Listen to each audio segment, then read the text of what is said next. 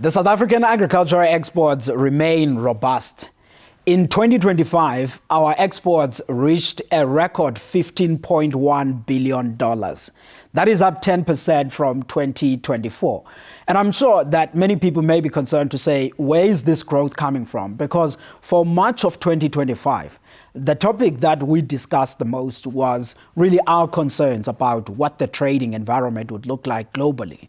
And this was not a matter just because of our difficulties with the US, but also just the way the world has been changing. Because remember, since the announcement of the Liberation Day tariffs by the United States government, many countries across the world began looking across and saying, where can they expand their export markets? And in South Africa, we also began talking about the diversification of our exports. And of course, we were worried about what would happen to some of the products that we export to the United States. And I'll admit that the US generally is not a big market for South Africa when you are looking from a national perspective in the agricultural sector. It generally is around 4% of the South African agricultural exports, but it cannot be minimized because there's a number of industries that are dependent in those exports that go to the US, and particularly from a regional perspective. The Western Cape and parts of Mpumalanga that are exporting nuts, and the Western Cape, of course, the table grapes, wine, citrus, and some of the ostrich products. Those are some of the industries that were concentrated within the US market. But I think the major concern for many people was whether we can remain as competitive and continue to see our exports growing. Because remember, even in 2024, we had reached a fresh high of our exports at $13.7 billion. Now, we were thinking perhaps maybe we will dwindle around those levels or we will increase marginally from that to 14 billion. But I think reaching $15.1 billion, which is 10% up from 2024, is quite an achievement. And one may ask then to say, what was driving these exports? Because the other thing that we definitely saw, especially towards the end of 2025, is that the South African rand has strengthened quite a lot, which in a way then I would say slightly reduced our competitiveness in the export markets. So I would say the key driver of our exports is really the fact that we had a lot of volume in a number of industries.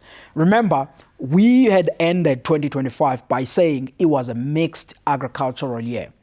At the time when we were talking about a mixed agricultural activity, there were two subsectors that we said they powered up the growth. It was the horticulture, which is the fruit and vegetable, as well as a field crop, which is mainly the grains, oilseeds, and sugarcane.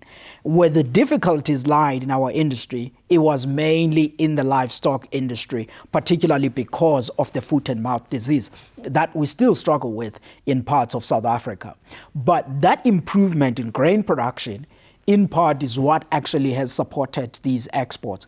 But of course, the fruit industry has powered through, because if you look just at the list of our exports, you will see that the fruit industry, wine and grains are right there at the top. And of course, wool is also one of the products that we continue to export.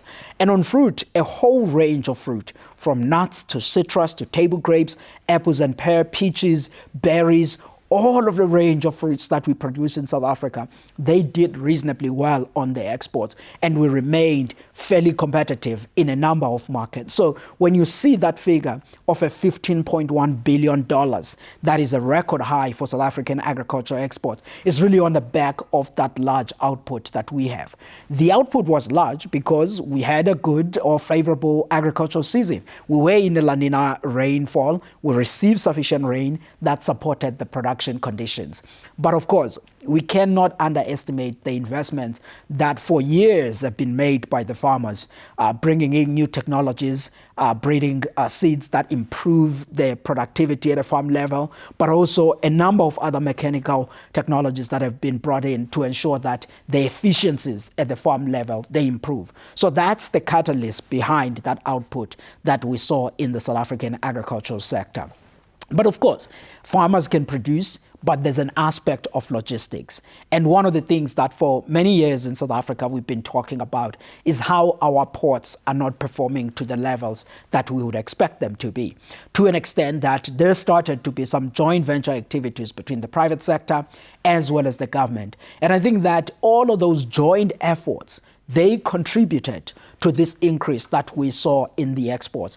And yes, I know that if you are farming in the Western Cape, in the Northern Cape, at the end of last year, November, December, you were struggling with the port of Cape Town, which was not performing as we expected. The issues of heavy winds and some management aspects here and there were some of the things that weighed on that. But I think now there is a bit of a grip on where the problem was, and people are fixing that. And if you look at the other ports in South Africa, we've been able to see meaningful improvement on that. And I think this issue then of a better functioning ports also added to these gains, because it's a one thing to produce and have a commodity and have a buyer demanding this product. It's another thing then to ensure that the logistics to move these products are in order. And I think that in March of 2025, we were in a far better position compared to, say, 2024. Now, we've been looking at this thing on a quarterly basis as to say what's going on. And you recall that for March of the year 2025, those of you who have been with us on AGRIVIEW, and if you haven't watched these episodes, you should look in our channel. We talked about all of the other quarters of the year 2025 when we were receiving the trade data. The $15.1 billion of agriculture exports we're coming up with now, because we just received the last quarter data on agricultural trade in South Africa. And if you look at the numbers just purely on the fourth quarter now, which is part of the 15 billion that I've talked about, the exports on the fourth quarter were around $3.4 billion, which is up 7% on a year-by-year basis. And of course, then the fourth quarter figures, what was driving it and what were some of the fundamentals behind it is exactly what I've just explained, which underpins really our performance for the year. But the one thing that I'm looking at in front of me on these papers is the key question that I know many people always ask to say, okay, fine, we see these exports, but where are these exports actually going? And the African continent remains core to our agricultural exports activity. It accounts for roughly half of our exports, and I'll tell you what, in the last quarter of 2025, about 53% of our agricultural exports went to the African continent. So that's a big one. And within that African continent, we know that about 90% of those exports are within the Southern Africa region. So 90 cents in every dollar, you really get income in that Southern Africa region. So we have to maintain those relations. We have to continue making sure that we have a good relationship with the folks in the region. Even the likes of Botswana and Namibia that typically block our agriculture exports, conversations to unlock those blockages is something that needs to happen between South Africa and them. And of course, South African authorities always open to conversation to ensure that we listen to what the folks in Botswana and Namibia have to say and make sure that we support them in their endeavor to produce and increase their domestic production, but also we smoothen trade in our region. So that's another aspect. But if you think about the second largest region of our agriculture exports in the last quarter of 2025, that was about the Middle East and Asia. They accounted for 17% of the South African agricultural exports. And when you think about the baskets that go to this region, in the African continent, it's largely the apples, pears, grains, soybean oil, sugar, and the likes. But if you think about the Middle East and Asia, you begin to see meat, you begin to see wool, and of course the fruit are some of the products that we send to the Middle East and Asia. And in fact, we hope that in Asia, we will now see even a much greater share.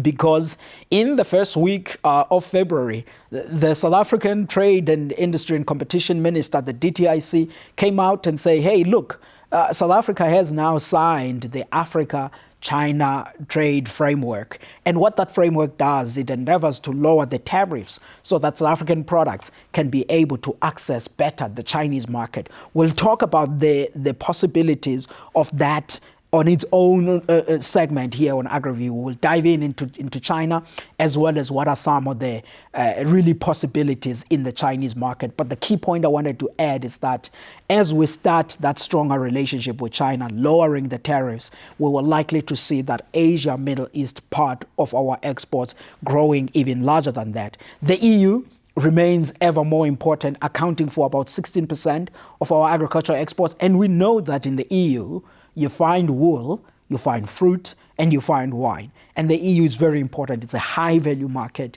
And maintaining those strong relations with the EU is something that, as South Africa, we always want to make sure that we keep going. And of course, the UK is one of the single important market.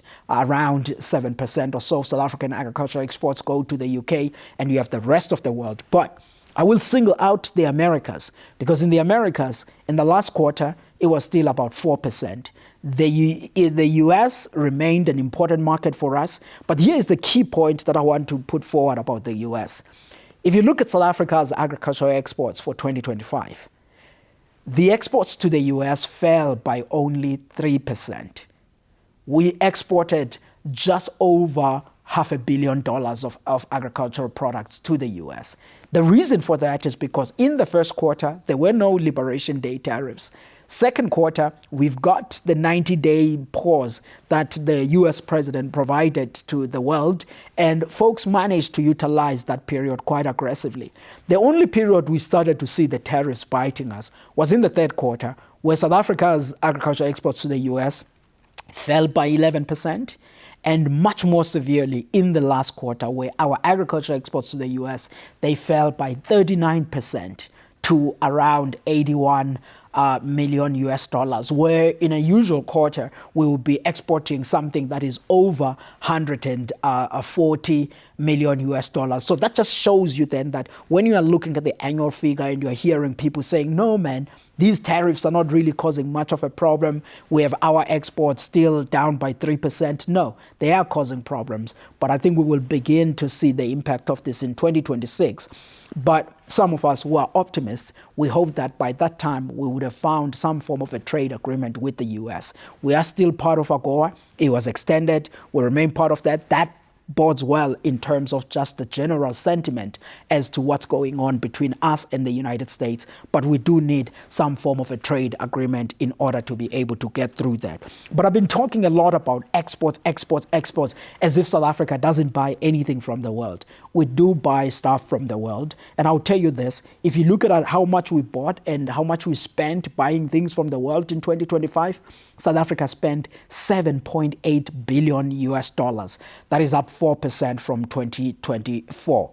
And the products that we buy a lot are rice, wheat, palm oil, poultry products, and whiskey. Those are things that we still buy quite a lot as South Africa, and I think we will continue to do that. But I think the key underlying factor is that we remain with a positive, with a trade surplus as South Africa's agricultural sector. And our trade surplus in 2025 was $7.3 billion.